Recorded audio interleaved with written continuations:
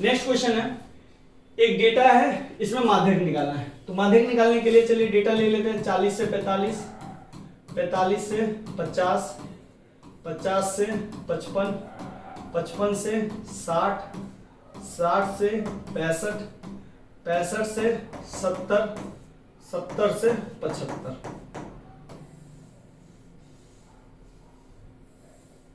ये 2 3 8 6 6 3 2, ये है आपका फ्रीक्वेंसी। और आपको निकालना क्या है, CF। तो CF निकालना बहुत आसान है। 2 5 13 6 19, 19 6 25, 25 3 28 और 2 30।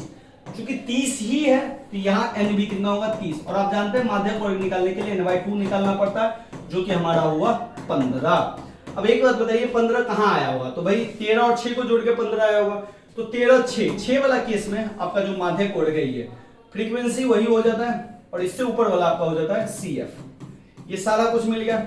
L हो गया इसका लोअर सीमा 55, इसके गैप में जो आ गया वही आपका I हो जाता है, जिसको हम बोलते हैं 5।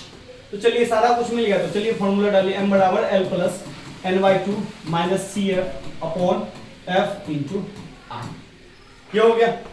अब चलिए L का वैल्यू कितना है बाबू लोग? तो L का वैल्यू है 55। N/2 कितना है तो हमने निकाला हुआ, तो ये डाल दीजिए 15 माइनस CF कितना है? तो ध्यान से देखिए CF है 13, F कितना है? तो F है 16 इंटू I कितना निकला? 5। अब देखिए 55 प्लस 15 में से 13 गया 2 बट्टा 16 गुने 5, ये दोनों गुना हो जाएगा। तो 55 प्लस 10 बट्टा 16, 10 और 16 को डिवाइड कर दीजिए। तो 16 को 10 से डिवाइड करेंगे तो 0.0 16 छक्के 96, 4 आ गया। दशमलव ले चुके तो एक जीरो ले सकते हैं, 16 दूनी 32, 8 आ गया। दशमलव जीरो ले लीजिए, 16 पंचे 80। इतना हम जाते नहीं है, लेकिन हमारा कट रहा था इसलिए हम चले गए। ऐसे आप एक स्थान तक भी निकाल लेते हैं तो कहानी बनेगा। तो इस दोनों को जोड़ेंगे तो 55.625 इसका माध्यक आया। तो उम्मीद करता हूं आपने माध्यक समझ गए होंगे। ऐसे मैं एक बार रिकैप कर देता हूं। सबसे पहले हमने क्या पढ़ा हुआ था? माध्य पढ़ा था। माध्य तीनों चीज हमने जो पढ़ा, व्यक्तिगत से भी हमने पढ़ा, विविध श्रृंखला भी पढ़ा, और आवृत्ति वितरण भी हमने पढ़ा। ये तीनों चीज हमने पढ़ा। सबसे पहले अगर हम माध्य की बात करें, इधर हम माध्य की बात करें, तो माध्य में जो हमने व्यक्तिगत में पढ़ा हुआ था, व्यक्तिगत श्रृंखला में हमने कुछ नहीं किया था। जितना भी x टर्म था, x1 x2 x3 जोड़ xxn तक, इन सबको हमने क्या किया? जोड़ दिया और n से भाग दे दिया। ये हमने किया हुआ था। इसमें हमने सिग्मा fx निकाल दिया था और फिर सिग्मा f ले लिया था। ठीक है। आवृत्ति में हमने 3 मेथड से पढ़ा हुआ था माध्य निकालना।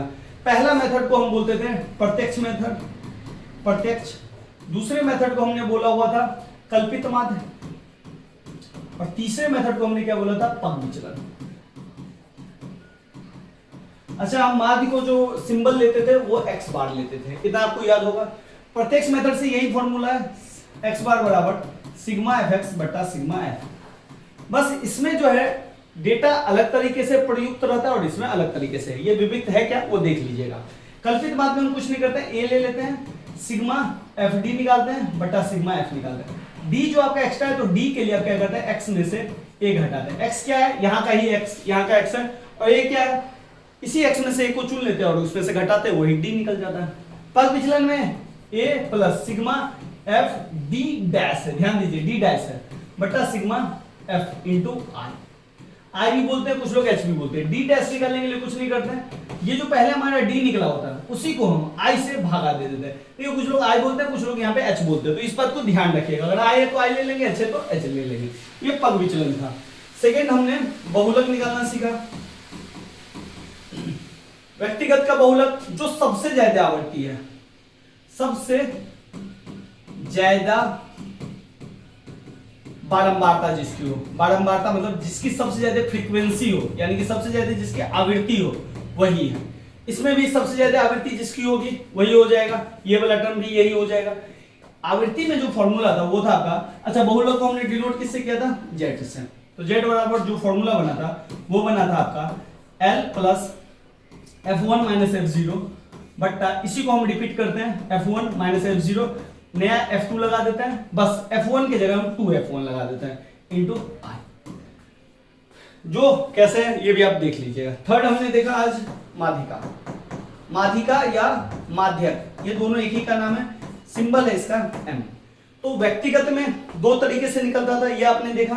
व्यक्तिगत में जो निकालने का तरीका है वो बड़ा ही आसान था। एक सम संख्या के लिए अलग लगता है और एक विषम के लिए अलग लगता है। विषम के लिए बहुत ही आसान है, n+1/2 मापद। ये जो है n संख्या निकालिए, जोड़िए, n का मान डालिए और जो वहां पद आएगा वो निकाल लीजिए। ये माध्यिका में आप देख लीजिएगा, पहले इंट्रो में मैंने यही बताया। सम में हम क्या करते हैं, सम में n/2वां पद लेते हैं, फिर इसी में n/2 + 1वां पद लेते हैं, इन दोनों को जोड़ते हैं, बटा 2 से भगा दे देते हैं। और ये करने से पहले हम डेटा को आरोही और अवरोही में सजा लेते हैं। इसमें क्या करते हैं, विविक्त में हम कुछ नहीं करते हैं। इसमें हम n निकालते हैं और n/2वां टर्म पहुंचते हैं, और n/2वां टर्म कैसे CF के साथ जुड़ा है उसके सारे से हम पहुंच जाते हैं। और आवृत्ति में इसका फॉर्मूला हमने सीखा है, L + n/2 - CF/F × I।